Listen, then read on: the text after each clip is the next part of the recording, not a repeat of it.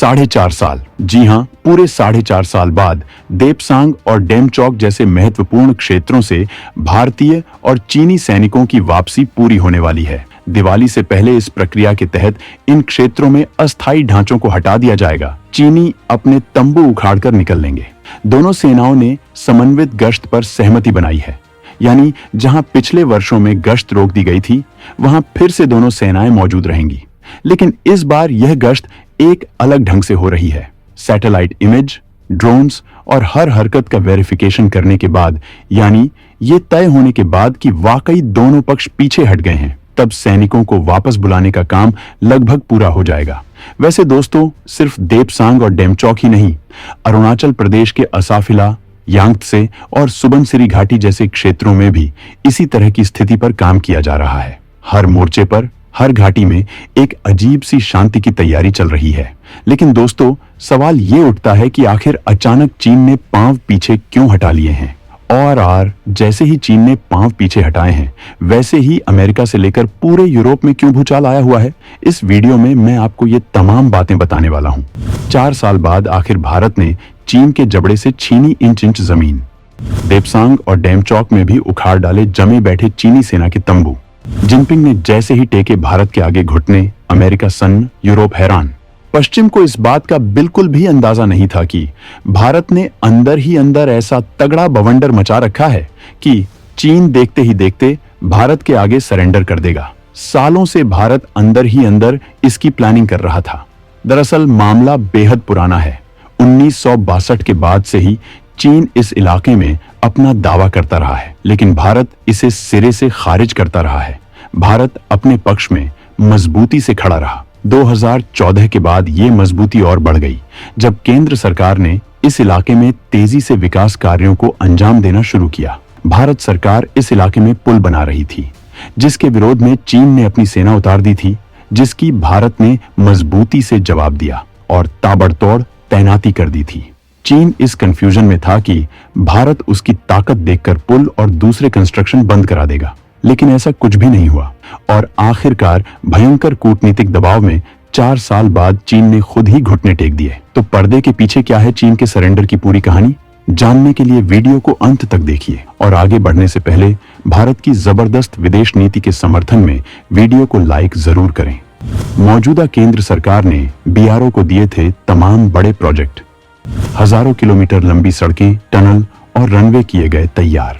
इस वीडियो में सबसे पहले हम आपको ये बताएंगे कि आखिर विवाद कैसे शुरू हुआ, जबकि इसके बाद हम आपको बताएंगे कि कैसे भारत ने चीन के जबड़े से अपनी जमीन वापस छीन ली।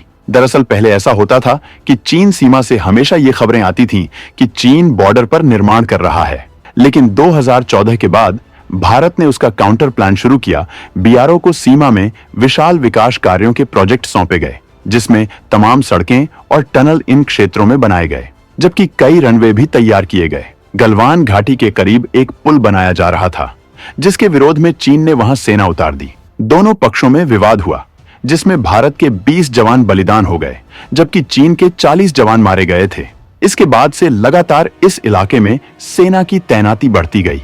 दोनों पक्षों ने भयंकर हथियार भी इस इलाके में तैनात कर दिए। भारत बराबर चीन को मुंह तोड़ जवाब देता रहा। मैसेज क्लियर था कि वो उसकी हर तरह की चुनौती से निपटने की ताकत रखता है। भारत ने इस इलाके के करीब कई ऐसी सड़कें भी तैयार करवाईं जिनका इस्तेमाल हवाई पट्टी के लिए किया जा सकता है, जिससे जंग के वक्त इनका आसानी से इस्तेमाल हो सके। भारत ने भी चीनी सीमा के करीब गांवों को बसाना शुरू किया। पहले से बसे गांवों को बेहद मजबूत और सुविधाओं से युक्त बनाया जा रहा है, और ये सब कुछ पूरी चीन सीमा पर किया जा रहा है। ये चीन की छाती में मूंग दलने जैसा था। उसने अपने सपने में भी कभी नहीं सोचा था कि भारत सरकार उसके खिलाफ इस लेवल तक जा सकती है। अभी तक उसे केवल यही लगता था, उसकी सेना की ताकत देखकर भारत की सेना खौफ में आ जाएगी और वो मनमानी कर लेगा। लेकिन भारत छाती तानकर उसके आगे खड़ा रहा। भारत ने अपने हथियारों की ताकत पर जोर दिया। डीआरडीओ इस दौर में भयंकर एक्टिव हो गया। बेहद घातक हथियार विकसित किए जाने लगे। चीन ने भारत के खिलाफ अपना हल्का टैंक लाइट 15 उतारा। जवाब में भारत ने जोरावर टैंक 2 साल के अंदर तैयार करके खड़ा कर दिया। भारत ने घातक ब्रह्मोस से लेकर अग्नि 5 को भी तैनात करके रखा था, जबकि इसी बीच उसने इसे MIRV तकनीक से भी लैस किया। मतलब ये एक साथ कई टारगेट को तबाह कर सकती है, जबकि इसकी जद में बीजिंग आता है। कई बार इस विवाद को खत्म करने के लिए कमांडर लेवल की मीटिंग भी हुई, लेकिन चीन हर बार मनमानी मांग करता था। लेकिन भारत का सीधा रुख यही थी कि इलाके में 2020 से पहले वाले हालत होने चाहिए। चीन ने भारत के साथ बेहद बार्गेनिंग करने की कोशिश की, लेकिन भारत ने इस मांग को मानने से इनकार कर दिया। चीन ने लोकसभा चुनावों का भी इंतजार किया। उसे लगा था कि शायद भारत में सरकार बदल जाए या फिर प्रधानमंत्री मोदी कमजोर पड़ जाएं, जिससे वो दबाव बना सकेगा। लेकिन ऐसा कुछ भी नहीं हुआ और आखिरकार चीन ने भारत के आगे सरेंडर करने में ही भलाई समझी, क्योंकि भारत लगातार उस पर बैन लगाता जा रहा था।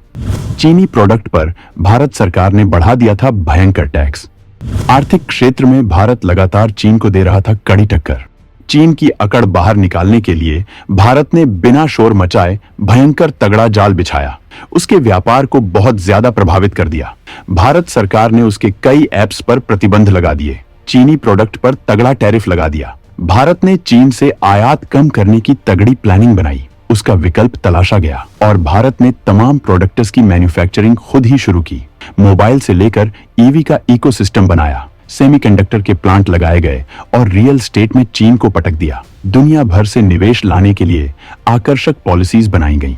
भारत ने मेक इन इंडिया और आत्मनिर्भर भारत अभियान पर जोर दिया, अपनी इकोनॉमी को बेहद मजबूत बनाया और देखते ही देखते भारत दुनिया की 5वीं सबसे बड़ी अर्थव्यवस्था बन गया। हथियारों की तमाम तकनीकियों में महारत हासिल की, जबकि क्वाड के जरिए भारत ने विश्व में तगड़ी घेराबंदी शुरू कर दी, जिसमें चारों क्वाड देश चीनी प्रोडक्ट का विकल्प तैयार करने की योजना पर जुट गए। भारत ने आसियान में पकड़ बनाई और चीन के पड़ोस में काबिज हो गया। फिलीपींस को ब्रह्मोस मिसाइल देकर चीन को यह बता दिया कि अगर वो पाकिस्तान को हथियार देगा तो भारत भी उसके पड़ोसियों को ऐसे हथियार देगा जिसका कोई जवाब उसके पास नहीं होगा। इसके अलावा भारत लगातार अमेरिका के करीब जाने लगा। इससे रूस पर भी इस बात का दबाव बढ़ा कि वो भारत का चीन के साथ विवाद खत्म कराए, क्योंकि इन दोनों के विवाद से ब्रिक्स की ताकत का प्रदर्शन नहीं हो पा रहा था और रूस ने अंदर ही अंदर चीन पर दबाव बनाया। चीन के पास एक ही विकल्प है, रूस, क्योंकि अमेरिका तो उसे कुचलने को तैयार बैठा है। ऐसे में अगर वो रूस की बात नहीं मानता तो इसका असर ब्रिक्स पर पड़ता और ब्रिक्स के जरिए जो वो बड़ा व्यापार कर पा रहा है वो बिखर सकता था। वहीं पश्चिमी संगठनों में उसे कोई महत्व नहीं दिया जाता है। इसी वजह से चीन ने भारत के आगे सरेंडर करने में ही भलाई समझी, क्योंकि भारत बेहद खतरनाक कदम उठाते जा रहा था। यहां तक कि भारत अब तिब्बत की आजादी के प्लान पर आ चुका था, जिसके लिए अमेरिका ने ही हवा दी थी। चीन इस कदम से सन्न रह गया था। भारत की सीमा पर चीन ने यह हरकत इस वजह से भी की थी क्योंकि भारत ने जम्मू कश्मीर से धारा 370 हटाकर इस इलाके में अपनी पकड़ मजबूत की है, जिससे चीन को तगड़ा झटका लगा था। लेकिन भारत ने चीन को एहसास दिला दिया कि अगर वो नहीं माना तो भारत चीन से व्यापार बंद कर सकता है, भले ही इसकी कोई भी कीमत क्यों न चुकानी पड़े। इसी वजह से चीन लंबे वक्त के बाद पहली बार किसी देश के आगे ऐसे घुटनों पर आया है, वरना वो सुपर पावर को भी आंख दिखाने की हिमाकत करता है। लेकिन नए भारत के आगे उसकी कोई हेकड़ी नहीं चल पाई और सीमा में अब सारे पॉइंट पर गश्त को लेकर 2020 से पहले की स्थिति मान ली गई है, जबकि देपसांग और डेमचौक से भी चीन सेना पीछे हटा रहा है। इससे पहले कई पॉइंट पर विवाद खत्म हो चुका था, बस यही पॉइंट बचे हुए थे। तो दोस्तों, भारत की इस दमदार कूटनीति पर आप क्या कहना चाहेंगे? कमेंट में जरूर बताएं।